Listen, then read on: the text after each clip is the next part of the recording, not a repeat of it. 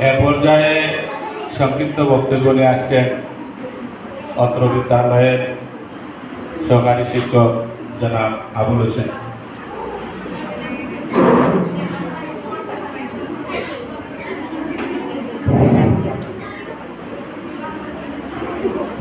আসসালামু আলাইকুম ওয়া রাহমাতুল্লাহ।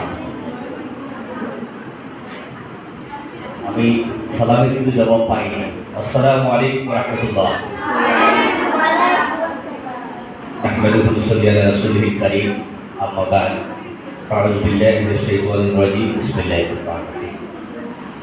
মেঘনিসা বালিকা উচ্চ বিদ্যালয়ে প্রতি বছরের ন্যায় এবারও আমাদের বিদ্যালয় প্রশাসনের এবং বার্ষিক মিলাদুল ইসলামের সাংস্কৃতিক প্রতিযোগিতার উদযাপন কমিটির যৌথ উদ্যোগে আজকে এই বার্ষিক মিলাদ এবং ইসলামী সাংস্কৃতিক প্রতিযোগিতার পুরস্কার বিধির অনুষ্ঠানের মাননীয় সভাপতি, আমাদের অভিভাবক, এই বিদ্যালয়ের সম্মানিত প্রধান শিক্ষক জনাব রাহেলা বেগম ম্যাডাম, উপস্থিত রয়েছেন বিদ্যালয়ের সম্মানিত সিনিয়র শিক্ষক এবং আমাদের বার্ষিক এই মিলাদ এবং ইসলামী সাংস্কৃতিক প্রতিযোগিতা বাস্তবায়ন কমিটির সম্মানিত সভাপতি জনাব মোহাম্মদ জমিল স্যার, উপস্থিত রয়েছেন সম্মানিত শিক্ষক জনাব মশিউর রহমান স্যার এবং রেহনুমা ম্যাডাম সহ আমার প্রিয় শিক্ষার্থীবৃন্দ, বিশেষ করে এসএসসি পরীক্ষার্থী এবং বিদ্যালয়ের সকল কর্মকর্তা কর্মচারীকে সবাইকে জানাই আবার আসসালামু আলাইকুম। সক্রিয় উপস্থিতি, আমরা একটা ভালো কাজের আজকে অংশীদার হলাম। জীবনে চলার পথে আমাদের অনেক কাজ করতে হয়, যেমন পড়াশোনা, এটাও আমাদের একটা কাজ। আমরা যারা চাকরি করি, এটাও আমাদের একটা কাজ। তবে কাজের ক্ষেত্রে কিছু কাজ ভালো কাজ, কিছু কাজ কি মন্দ কাজ। তো আমরা দুনিয়াতে আল্লাহ পাকের প্রতিনিধি হিসাবে আমরা প্রেরিত হয়েছি। এখানে সবাইকে আল্লাহর গোলামের জন্য আমাদেরকে পাঠানো হয়েছে। দুনিয়াতে কোনো মতে আমরা জীবন অতিবাহিত করে চলে গেলাম, এটা আমাদের কিন্তু জীবনের মূল উপপাদ্য বিষয় নয়। আমাদেরকে কিছু না কিছু দায়িত্ব দিয়ে দেওয়া হয়েছে। তাই অংশ হিসেবে আমরা জীবন জীবিকার তাগিদে দুনিয়ার পথ চলায় আমরা অনেক কাজই করি, তার মধ্য দিয়ে পড়াশোনা করি এবং পড়াশোনার পাশাপাশি সেখানে কিন্তু আল্লাহ নৈকট্য লাভের জন্য আমরা বেশ কিছু কাজ করে থাকি। সেই কাজগুলোকে, যেগুলো আল্লাহর রাহে রসুলের দেখানো আদর্শিক পথে আমরা যে কাজগুলো, সেগুলোকে বলা হয় ইবাদত। কি বলা হয়? আরবিতে ইবাদত বলা হয়। এটা একটা কাজ। তো আমরা একটা ভালো কাজে আজকে অংশীদার হলাম। আল্লাহর শুকরিয়া আদায় করি, সবাই বলে আলহামদুলিল্লাহ। যে শিক্ষার্থীবৃন্দ, আমরা অনেকে, এটা আমাদের বদ্ধমূল ধারণা যে যারা আমরা জেনারেল শিক্ষা প্রতিষ্ঠানগুলোতে পড়ি, সেখানে দ্বীন এবং ইসলাম পাশাপাশি অন্য ধর্মের যারা আছি, মানে ধর্মীয় আচার অনুষ্ঠান খুব বেশি হয় না বা মোটেই হয় না, অনেকের এরকম একটা বর্তমান ধারণা। কিন্তু না, আমরা এটা বিশ্বাস করতে চাই যে আমাদের জেনারেল শিক্ষা প্রতিষ্ঠানগুলোতেও কি হয়, ইসলামী ধর্মের, বিশেষ করে ইসলাম ধর্মের তাকসীম এবং তাওয়াদ্দুন অনুযায়ী সেখানেও ধর্মীয় আচার অনুষ্ঠান হয়। আবার যারা সনাতন ধর্মের বন্ধুরা যারা আছে, তারাও কিন্তু তাদের ধর্মীয় আচার অনুষ্ঠান যথাযথ মর্যাদায় এখানে প্রতিপালন হয়। আমাদের আরেকটি আজকের অনুষ্ঠানের আরেকটি সৌন্দর্য হলো, আমাদের এখানে কিন্তু আমাদের সনাতন ধর্মের শিক্ষার্থীরাও আছে, আমাদের নিজ ইসলাম ধর্মের আমরা শিক্ষার্থীরা এখানে আছি, শিক্ষকরা এভাবে আছে। এটা হচ্ছে আমাদের ইসলামের একটা উদার নীতির সৌন্দর্য। ইসলাম সকল ধর্ম, বর্ণ, মত এবং পথকে সম্মান করে। আল্লাহ রসুল যখন বিদায় হজের ভাষণ দিচ্ছিলেন, তখন তিনি কি বলেছিলেন?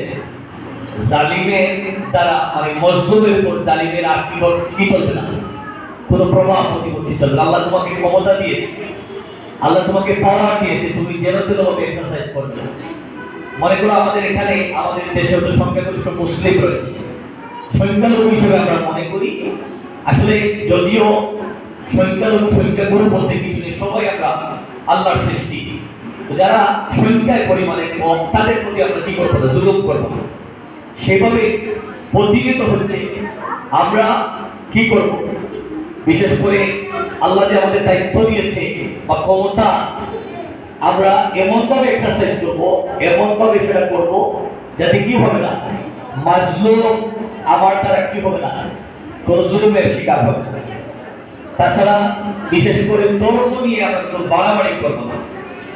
আল্লাহ রাসূলের অনন্য একটা নিদর্শন, এই যে সাম্প্রদায়িক সম্প্রীতি, এক সবচেয়ে গুরুত্বপূর্ণ মেসেজ আল্লাহ রাসূল কিন্তু বিদায় হতে ভাষণে এটা দিয়েছিলেন যে আমরা ধর্ম নিয়ে কি করবো না, বাড়াবাড়ি করবো না, প্রত্যেকে যার যার ধর্ম পাবো। তো যাই হোক, এটা কিন্তু আমরা আমাদের এই জেনারেল শিক্ষা প্রতিষ্ঠানগুলোতে আমরা সেখানে এক্সারসাইজ করতেছি। প্রিয় শিক্ষার্থী বন্ধুরা, আমরা বিদ্যালয়ের ক্ষেত্রে আজকের অনুষ্ঠানগুলো আমরা করি, যদিও বিষয় বিভাগীয় প্রধান মহাশয় তিনি অধিবেশন দ্বিতীয় অধিবেশনে কিছু গুরুত্বপূর্ণ কথা রাখবেন। আমরা শুধু এটুকু বলতে চাই, বিদ্যালয়ে আদব কায়দা শিকার যে একটা গুরুত্বপূর্ণ জায়গা, এটা কি আমাদের বিশ্বাস হয়? এটা কি বিশ্বাস হয়? কিন্তু আমরা দেখি প্রায় সময় আমাদের শিক্ষকেরা অফিসে বসা থাকে, কিন্তু আমাদের কোমলমতি শিক্ষার্থী যাদের জন্য আমাদের স্বপ্নে আমরা বিমূঢ় থাকি, আমাদের দিন রাত, আমাদের জল্পনা, আমাদের কল্পনা, আমাদের সাধনাটাই থাকে তোমাদের জন্য। কিন্তু আমরা দেখি আমরা যখন আমাদের বসা থাকি, আমাদের শিক্ষার্থীরা সেই মানে কি অ্যাডমিট কার্ড নিয়েই চলে যায়, সালাম তো নেই, দ্বিতীয় তো প্রায় সময় একটা সৌজন্য বিনিময় করে না। তাছাড়া প্রায় সময় গাড়িতে চলতে, রাস্তাঘাটে চলাফেরা করতে দেখলে আমাদের শিক্ষার্থীর এই রকম অবস্থা হয়। যদিও তোমাদের এখানে খুব বেশি হয়তো নেই, কিন্তু আমরা এই রকম অনেক বিষয় পরিলক্ষিত করি। তোমাদেরকে এটা বলে দেওয়া উচিত, এটা আমাদের এই উপদেশগুলো তোমাদেরকে পৌঁছে দেওয়া উচিত যে তোমরা কি করবে, একটা অক্ষর যে শিক্ষক বা যে ব্যক্তির কাছে তোমরা শিখবে তাকে উস্তাদ হিসেবে ধারণ করে যথাযথ সম্মান দিবে। মা বাবার পরে এটা উস্তাদের কিন্তু উস্তাদ। মা বাবা জন্মদান করে একটা পর্যায়ে শিক্ষা প্রতিষ্ঠানে দেন, আমরা এই আদবের জায়গাটুকু আমরা শিখব। চলার ক্ষেত্রে, বলার ক্ষেত্রে আমরা কিন্তু আমাদের এই কার্যক্রমটুকু সবসময় আমরা চেষ্টা করব। আর বিশেষ করে তোমরা মায়ের জান, নারীদের মর্যাদা আল্লাহ অনেক কমে দিয়েছেন, সম্পত্তিতে নারীদের মর্যাদা অনেক বেশি দিয়েছেন মুসলিম ধর্মনীতিতে। সেখানে তোমরা দেখবেন স্বামীর বাড়িতেও তোমাদের কিন্তু একটা সম্পত্তির অংশ আছে, আবার বাবার বাড়িতেও আছে। সুতরাং নারীদেরকে এমন ভাবে বলা হচ্ছে, নারী বা মা জাতিকে বলা হচ্ছে মায়ের পায়ের নিচে সন্তানের কি বেহেশত। সুতরাং তোমরা অনেক অনেক উত্তম জায়গায় তোমাদেরকে আল্লাহ পাক প্রতিষ্ঠিত করেছে।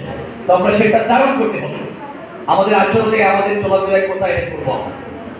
আরেকটি কথা হচ্ছে, বিশেষ করে বিদ্যালয়ে আমরা যখন আসি, এখানে পড়াশোনার বাইরে কিন্তু আমাদের অনেক কর্মসূচি থাকে।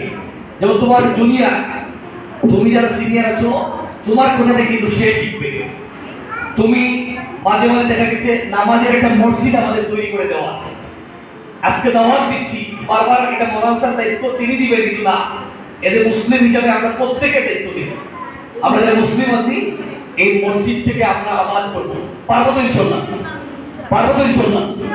তোমরা অজু ইস্তেঞ্জা ব্যবস্থাপনার ক্ষেত্রে যত ধরনের মানে যদি অপ্রতুলতা থাকে, আমি মনে করি আমরা প্রধান শিক্ষক মহোদয়কে তোমরা যদি বলো বা আমরা অনুরোধ করবো, তোমরা এই সুযোগ সুবিধা পাবে। ইতিমধ্যে পানির অনেকগুলো ব্যবস্থা আছে, তোমরা এটা ব্যবহার করে অন্ততপক্ষে প্রত্যেক দিন নামাজের সময়টা তোমরা নামাজটা পড়বে তো ইনশাল্লাহ? আমাদেরও মিস হয়, আমরাও চেষ্টা করবো যথাযথভাবে।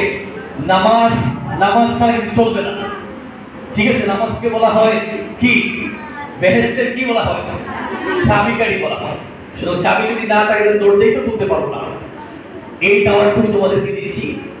আরেকটি কথা এখন পরীক্ষা নিয়ে বলি। পরীক্ষার হলে মিডিয়ার মাধ্যমে সরকারের অনেক বার্তা আসছে, কিন্তু অনেক কড়াকড়ি বলা হচ্ছে। কিন্তু আমরা করবো কি, আমরা পরীক্ষার হলে যখন প্রবেশ করব, এর আগে আমাদের যতগুলো গুরুত্বপূর্ণ কাগজ আছে, এক সেট আমরা বাসায় রাখবো, এক সেট নিজের সাথে রাখবো, কলম পর্যাপ্ত কলম রাখবো, নিজের একটা স্কেল রাখবো। অনেক সময় এই স্কেলটা আমরা আশেপাশে খোঁজাখুঁজি করি, এটা করবো না, নিজের স্কেল থাকবে, নিজের কাঠ পেন্সিল থাকবে। আমরা যখন পরীক্ষার হলে যাব, শান্তশিষ্টভাবে থাকবো। আমার আচরণে কখনোই যেন পরীক্ষা যিনি হলে থাকেন তিনি যেন কষ্ট না পান, ঠিক আছে? এই ট্রুথ, এই ব্যবহার, এটা এমন একটা পুঁজি, এটা তো দুনিয়া জয় করা যায়। এটা ঠিক কিনা? তোমার যদি ব্যবহারটা ভালো থাকে, এটা দুনিয়া তুমি জয় করতে পারো। সুতরাং ভালোভাবে ভালো ব্যবহার পরীক্ষার হলে করবা, সময় জ্ঞানটা ঠিক রাখবা, নির্দিষ্ট সময়ের ভিতরে বারবার বলছি কমন পড়ুক আর না পড়ুক, প্লিজ তোমরা ফুল আনসার করো। পারবো তো ফুল আনসার করতে, পারবো তো ফুল আনসার করতে, ফুল আনসারটা করবা। তাছাড়া হচ্ছে আজকের এই যে এবারের বেচ, এবারের বেচের উপরে আমাদের কিন্তু অনেক অধিকার, অনেক আশা, অনেক ভরসা। আগে আল্লাহ আর পরে তোমাদের কর্মযোগ্যতার উপরে, তোমাদের পারফরমেন্সের উপরে আমাদের ইজ্জতের, আমাদের স্কুলের মান সম্মানের ব্যাপারটা জড়িত। আমরা চেষ্টা করেছি, আমরা যে সব পেরেছি এবং কিছু আমাদের ভুল ত্রুটি আছে। আমরা আমাদের ত্রুটিগুলোর জন্য আমরা স্বীকার করছি যে আমাদের অনেক অনেক সীমাবদ্ধতা ছিল। শিক্ষক হিসেবে আমরা তো পর্যাপ্ত পরিমাণ আমাদের বিদ্যালয় প্রশাসন বলি আমরা বলি পারিনি, কিন্তু আমাদের চেষ্টার কোনো ত্রুটি হয়নি। মনে এবং মনে আমাদের দায়িত্ব জ্ঞানে কিন্তু আমরা কখনোই পিছপা হয়নি, বরঞ্চ দেখা গেছে তোমরা হয়তো অনেক সময় একটু গ্যাপ হয়ে গেছে। আশা করি এটা ভবিষ্যতে হবে না। পরীক্ষার হলে ফুল আনসার করবা, সময় জ্ঞান, সময় একটু সময় বেশি রেখে পরীক্ষার হলে চলে আসবে, যাতে প্রতিমধ্যে কোনো অসুবিধা না হয়। এখানে পাশেই পরীক্ষার সেন্টার, কোনো অসুবিধা হয় তাৎক্ষণিক কোনো স্যারদেরকে বলবা। আশা করি এটা আমাদের এই সহযোগিতার সময় পাবে। তাছাড়া পরীক্ষার আগে ব্যক্তিগতভাবে প্রত্যেকটা সাবজেক্টের যে কোনো স্যারের কাছে কোনো বিষয় যদি কোনো অসুবিধা হয়, এটা তোমরা ওনাকে ফোন দিয়ে ওই স্যারের নির্দিষ্ট সহযোগিতা করবে বলে আমরা আশা রাখি। যাই হোক, তো আল্লাহর কাছে আমরা দোয়া করি যে আল্লাহ আমাদেরকে কামিয়াবি দান করেন। সবাই বলে আমিন। আমরা আল্লাহর কাছে দোয়া করি যে আমাদের অনেকের মনে অনেক আশা আছে, অনেকের অনেক অভিলাষ আছে, অনেকের অনেক কার্যক্রম আছে, সবগুলো যাতে আল্লাহ কামিয়াবি দান করে। সবাই বলে আমিন। আরেকটা অনুরোধ মহাশয়ের কাছে বলবো, আমাদের বিদ্যালয়ে অনেক অনেক শিক্ষকের অনেক মাকসুদ আছে।